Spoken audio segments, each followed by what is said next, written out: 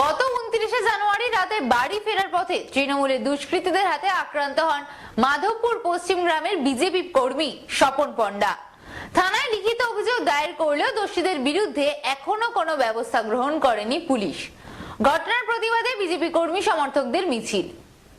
পূর্ব মেদিনীপুর জেলার রামনগর বিধানসভা কেন্দ্রের পালধুই গ্রাম পঞ্চায়েত এলাকার মাধবপুর পশ্চিম গ্রামের বাসিন্দা বিজেপি কর্মী স্বপন পণ্ডা গত 29শে জানুয়ারি রাত 11টা নাগাদ বাড়ি ফেরার পথে লালুপুলের কাছে কয়েকজন তৃণমূলের দুষ্কৃতী তাকে বেধড়ক মারধর করে।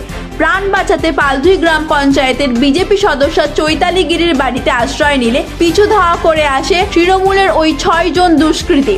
স্বপন পণ্ডাকে মারধরের সাথে সাথে চৈতালি গিরি এবং তার মাকেও মারধর করে দুষ্কৃতীরা। রামনগর থানায় লিখিত অভিযোগ দায়ের করলেও দোষীদের বিরুদ্ধে এখনো কোনো ব্যবস্থা গ্রহণ না করার ফলে আজ কর্মী সমর্থকদের নিয়ে মিছিল করে বিজেপি। পরে এগরাকাঠি রাস্তার লালুপুলের কাছে পথ অবরোধ করে বিক্ষোভ দেখায় আহত বিজেপি কর্মী এবং অন্যান্য বিজেপির কর্মীরা। রামনগর থানার পুলিশ অভিযুক্তদের বিরুদ্ধে ব্যবস্থা না নেওয়ার ফলে আতঙ্কের মধ্যেই দিন কাটাচ্ছে পঞ্চায়েত সদস্য থেকে বিজেপির অন্যান্য কর্মী সমর্থকেরা। বিজেপি কর্মী সমর্থকদের তাদের আরও দাবি পুলিশ তাদের বিরুদ্ধে ব্যবস্থা না নিয়ে উল্টে বিজেপির বেশ কয়েকজন কর্মী সমর্থকদের নামে পাল্টা অভিযোগ দায়ের করেছে তৃণমূল।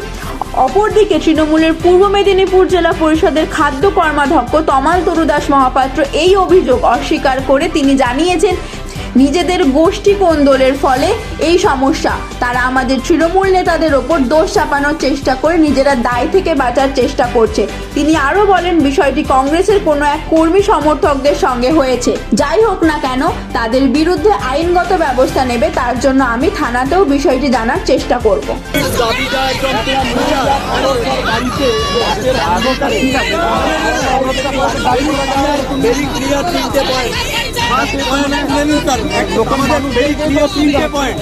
ফার্স্ট পয়েন্ট হচ্ছে, রাত্রে একজনের বাড়িতে ঢুকে হামলা হয়েছে, হামলাকারীরা চিহ্নিত, আপনারা তার বিরুদ্ধে কোনো ব্যবস্থা এখনো পর্যন্ত নেননি।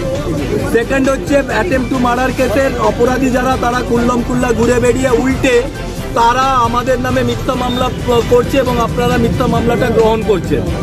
আমাদের দাবি হচ্ছে মিথ্যা মামলা এবং ছিলেন ওনার কাছে হামলাকারীরা নাম সমেত বলেছেন এবং উনি চিন্তারক্ষী আছে তাহলে তারপরে আইডেন্টিফাইড হামলাকারীদেরকে গ্রেপ্তার করতে হবে, মিথ্যা মামলা প্রত্যাহার করতে হবে। তাতে 203 রিকোয়েস্ট আমাদের।